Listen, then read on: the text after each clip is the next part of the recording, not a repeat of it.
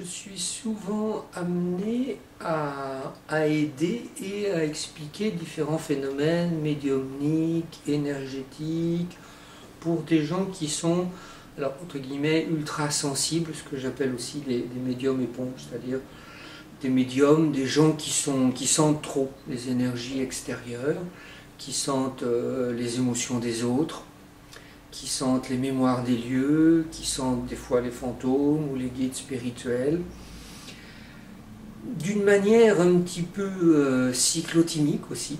Donc quelqu'un qui est médium éponge peut être animé par des cycles très, très forts, des cycles de fatigue, d'énergie. Le médium éponge est quelqu'un qui a une aura qui est très large, mais qui se disperse beaucoup.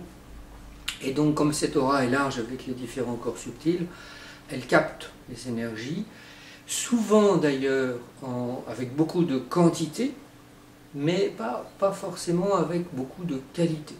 C'est-à-dire qu'elles sentent quelque chose, mais elles ne savent pas exactement quoi. Mais en même temps, et ça c'est la difficulté du médium éponge, c'est que ça rentre à l'intérieur de ces corps subtils, et là il y a quelque chose qui n'est plus juste pour elle dans la mesure où ça la perturbe, ça la fatigue, elle se sent pompée, ou bien elle a donné beaucoup d'énergie.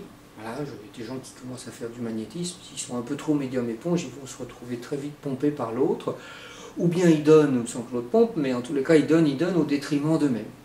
Donc il y a toute une structure énergétique à avoir, ou à créer, ou à recréer des fois, mais des fois à créer complètement, pour le médium éponge, c'est-à-dire pour la personne qui est trop sensible. On parle de technique d'enracinement, donc c'est vraiment le premier chakra à dynamiser, sentir les racines qui plongent dans la terre. Il y a le hara qui est une boule énergétique orange qui elle aussi normalement doit assurer une part de notre sécurité énergétique. Ce hara, quand il est puissant, on est en sécurité partout.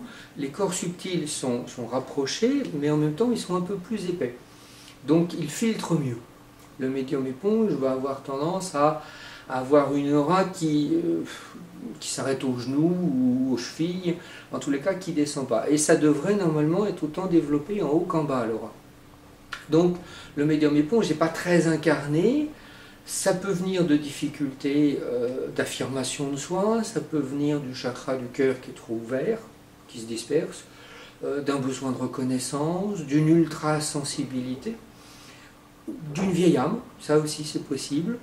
Le médium éponge va capter les choses, mais il ne saura pas obligatoirement s'en préserver. Donc souvent ça donne aussi des gens qui vont dans la nature, qui n'aiment pas les supermarchés. Bon, on peut dire que ce soit des lieux vibratoires, mais qui ont vraiment beaucoup de difficultés et qui vont se réfugier dans la nature. Ce qui fait que leur solution, entre guillemets de fuite, de se préserver, ce qui me paraît tout à fait sain, ne va pas régler le problème sur le fond. Le problème sur le fond, il va se travailler en apprenant à rassembler l'aura, en apprenant à s'enraciner, à développer le hara, à peut-être guérir au niveau du chakra du cœur ou du plexus solaire des mémoires, à accepter l'incarnation de la vieille âme que la personne peut être.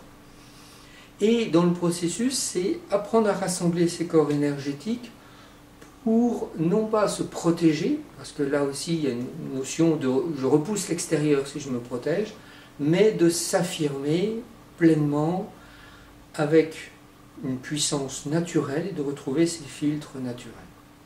Donc voilà, le processus du médium éponge, c'est quelqu'un qui peut être cyclotimique dans ses énergies, trop sensible aux mémoires des lieux, aux émotions des gens, et ça rentre à l'intérieur.